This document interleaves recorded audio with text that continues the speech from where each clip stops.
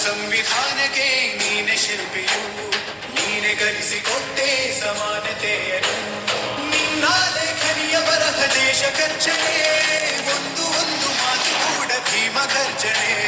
ನಾಯಕ ನೀನು ಭೀಮರ, ಮಹಾನಾಯಕ ನೀನು ಭೀಮರ, ನಾಯಕ ನೀನು ಭೀಮರ, ಮಹಾನಾಯಕ ನೀನು ಭೀಮರ. ನೊಂದ ಜನರಿಗೆ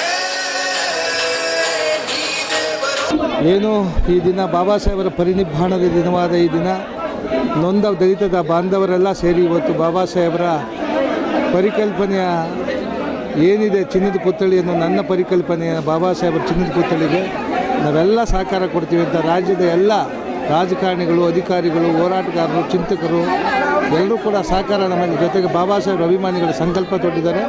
ಮುಂದಿನ 2027 ಏಪ್ರಿಲ್ 14ಕ್ಕೆ 2 ವರ್ಷ ಕಾಲಾವಕಾಶ ಕೊಟ್ಟು ರಾಜ್ಯಾದ್ಯಂತ ಎಲ್ಲ ದಲಿತರಿಂದ ₹1 ಕಲೆಕ್ಷನ್ ಮಾಡಿ ಅದ್ರ ಜೊತೆಗೆ ಎಲ್ಲ ಸಮುದಾಯದವರು ಕೊಡ್ಬೋದು, ಯಾರಿಗೂ ಇದು ನಿರ್ಬಂಧ ಏನಿಲ್ಲ. ನಮ್ಮ ದಲಿತರು ₹1 ಕೊಡಲೇಬೇಕು ಅಂತ ನಿರ್ಬಂಧ ಹಾಕಿದ್ದೀವಿ. ಅವರ ಶ್ರಮದ ಹಣದಿಂದ ಚಿನ್ನದ ಪುತ್ಥಳಿಯನ್ನು ಮಾಡಿ ವಿಶ್ವ ದಾಖಲೆ ಬರೀತಕ್ಕಂಥ ಕೆಲಸನ ಕರ್ನಾಟಕದ ಜನತೆ ನಾವು ಅವರ ಸಹಕಾರದೊಂದಿಗೆ ಮಾಡ್ತೀವಿ ಅಂತೇಳಿ ಈ ಸಂದರ್ಭದಲ್ಲಿ ತಿಳಿಸ್ತೀವಿ. ರಾಜ್ಯದಲ್ಲಿ ಯಾರು ಈ ಥರ ಕಾರ್ಯಕ್ರಮಗಳು ಮಾಡಿರಲಿಲ್ಲ, ನಾವು ದಲಿತರು ಅಂಬೇಡ್ಕರ್ ಫೋಟೋ ತಂದು ಜಯಂತಿನೇ ಆಗಲಿ ಪರಿನಿಬ್ಬಾಣನೆ ಅರಮನೆ ಮೈದಾನದಲ್ಲಿ ಮಾಡಿಲ್ಲ. ಮಾಡಲೇಬೇಕು ಅಂತ ಪಣ ತೊಟ್ಟು ಮಾಡಬೇಕು ಅಂತೇಳಿ ನಾವು ಎಲ್ಲ ಹಿರಿಯರ ಇವರು ನಮ್ಮ ಪುರುಷೋತ್ತಮನ್ ಅಂತ ಮೇಯರು, ಮಾಜಿ ಮೇಯರ್ ಮೈಸೂರು, ಇವರೆಲ್ಲರ ಜೊತೆ ಚರ್ಚೆ ಮಾಡಿ ಇವರೆಲ್ಲರೂ ಸಹಕಾರ ಕೊಟ್ಟು ಬೆಂಬಲ ಕೊಟ್ಟೋದಕ್ಕೆ ನಾವು ಧೈರ್ಯ ಮಾಡಿ ಇವತ್ತು ನಮ್ಮ ಗೃಹ ಸಚಿವರಾದಂಥ ಡಾಕ್ಟರ್ ಜಿ ಪರಮೇಶ್ವರ್ ಸಾಹೇಬರು ಮತ್ತು ಸಾಮಾಜಿಕ ಕಲ್ಯಾಣ ಇಲಾಖೆ ಸಚಿವರಾದಂಥ ಮಾದೇವಪ್ಪ ಸಾಹೇಬರು, ಪ್ರಿಯಾಂಕಾ ಸಾಹೇಬರು ಇವರು ಮತ್ತು ನಮ್ಮ ಸಮುದಾಯದ ಶಾಸಕರಾದ ಮಹೇಂದ್ರ ತಮ್ಮಣ್ಣನವರು, ಪ್ರಸಾದ್ ಅಬ್ಬಯ್ಯನವರು, ಆನೇಕಲ್ ಶಿವಣ್ಣವರು ಇರ್ಬೋದು, ಮತ್ತು ನಮ್ಮ ಸಿಮೆಂಟ್ ಮಂಜು ಅವರು ಇರ್ಬೋದು, ಸಮೃದ್ಧಿ ಮಂಜುನಾಥ್ ಇರ್ಬೋದು, ಎಲ್ಲರೂ ಕೂಡ ನನಗೆ ಸಹಕಾರವನ್ನು ಎಲ್ಲ ರೀತಿಯಲ್ಲೂ ಸಹಕಾರ ಕೊಟ್ಟಿದ್ದಾರೆ. ನಮ್ಮ ಎಡಬಲ ಸಮುದಾಯದ SC/ST ನಾಯಕರುಗಳೆಲ್ಲ ಸಹಕಾರ ಕೊಟ್ಟಿದ್ದಾರೆ. ಸಚಿವರುಗಳು, ಶಾಸಕರುಗಳು ಎಲ್ಲರೂ, ನಮ್ಮ ಜಾರಕಿಹೊಳಿಯವರು ಇರ್ಬೋದು, ಜಮೀರಣ್ಣ ಇರ್ಬೋದು, ಎಲ್ಲರೂ ಸಹಕಾರ ಕೊಟ್ಟಿರ್ತೀವಿ. ಇವತ್ತು ಕೆಲಸವನ್ನು ಮಾಡಿದ್ದೇನೆ.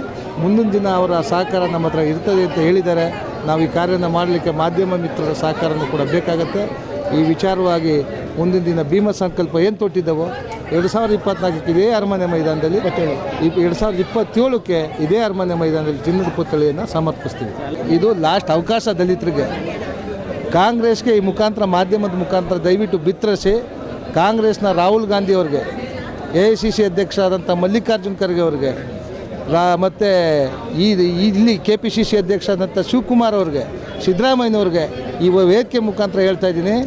ಶಿವಕುಮಾರ್ ಅವರೇ, ತಾವು ದಯವಿಟ್ಟು ನಿಮ್ಮ ಅಧ್ಯಕ್ಷತೆಯಲ್ಲಿ ನೀವು ಎಲ್ಲ ಭಾಷಣದಲ್ಲಿ ಹೇಳ್ಕೊಂಡಿದ್ದೀರಿ, ದಲಿತರಿಂದ ನಾನು ಮುಂದುವರೆದಿದ್ದೀನಿ, ದಲಿತರ ಓಟಿಂದ ನಾನು ಮೇಲೆ ಬಂದಿದ್ದೀನಿ ಅಂತ ಭಾಷಣದಲ್ಲಿ ಹೇಳಿರೋ ತುಣುಕುಗಳು ನಮ್ಮ ಹತ್ರ ಇದ್ದಾವೆ. ದಯವಿಟ್ಟು ನೀವು KPCC ಅಧ್ಯಕ್ಷರಿದ್ದೀರಿ, ನಿಮಗೊಂದು ಅವಕಾಶ ಇದೆ. ನೀವು KPCC ಅಧ್ಯಕ್ಷರಿದ್ದೀರಿ, ನಾವು AICC ಅಧ್ಯಕ್ಷನ ಕೇಳೋಕ್ಕಾಗಲ್ಲ.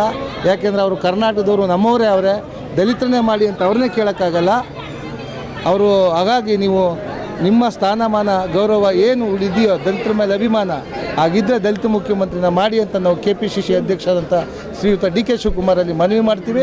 ಸಿದ್ದರಾಮಯ್ಯನವರಲ್ಲೂ ಮನವಿ ಮಾಡ್ತೀವಿ. ಇವತ್ತು ಒಂದು ಅವಕಾಶ, ಅಭಿಮಾನ ಕಾಂಗ್ರೆಸ್ ಮೇಲೆ, ಕಾಂಗ್ರೆಸ್ಸಲ್ಲಿ ಇರ್ತಕ್ಕಂಥ ದಲಿತರ ಮೇಲೆ ಅಭಿಮಾನ ಇದ್ದರೆ ಮಾಡಿ.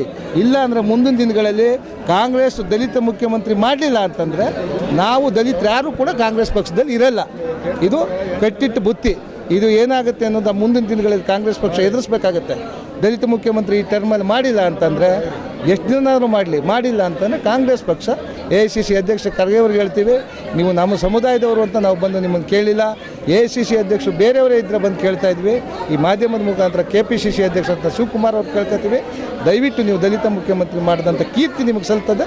ದಯವಿಟ್ಟು ದಲಿತ ಮುಖ್ಯಮಂತ್ರಿ ಮಾಡಿ. ನೀವು ಆಗಲಿಕ್ಕೆ ನಮ್ಗೆ ಅಭ್ಯಂತರ ಏನಿಲ್ಲ. ನಿಮ್ಮ ಸಮುದಾಯದವರು ಬೇಕಾದಷ್ಟು ಜನ ಎಲ್ಲ ಪಕ್ಷದಲ್ಲೂ ಆಗಿದ್ದಾರೆ, ಬಟ್ ನಮ್ಮ ದಲಿತರು ಒಬ್ಬರು ಆಗಲಿಲ್ಲ. ನಾವು 1.25 ಕೋಟಿ ಜನಸಂಖ್ಯೆ ಇದ್ದೀವಿ. 1.25 ಕೋಟಿನೂ ಕಾಂಗ್ರೆಸ್ಗೆ 1 ಕೋಟಿ ಮೇಲೆ ಮತಗಳಾಗ್ತಾಯಿದ್ದೀವಿ. ನಮ್ಗೆ ಅನ್ಯಾಯ ಆಗ್ತಾಯಿದೆ. ದಯವಿಟ್ಟು KPCC ಅಧ್ಯಕ್ಷರಾದಂಥ DK ಶಿವಕುಮಾರ್ ಅವರು ದಯಮಾಡಿ ಈ ಬಾರಿ ನಮ್ಮ ದಲಿತರಿಗೆ ಅವಕಾಶ ಮಾಡಿಕೊಡ್ಬೇಕು. ಸಿದ್ದರಾಮಯ್ಯನವ್ರಿಗೂ ಈ ಕೀರ್ತಿ ಸಲ್ತದೆ. ನೀವು ದಲಿತರ ಪರ, ಅಹಿಂದ ಪರ ಅಂತ ಹೇಳ್ತಾ ಇದ್ದೀರಿ.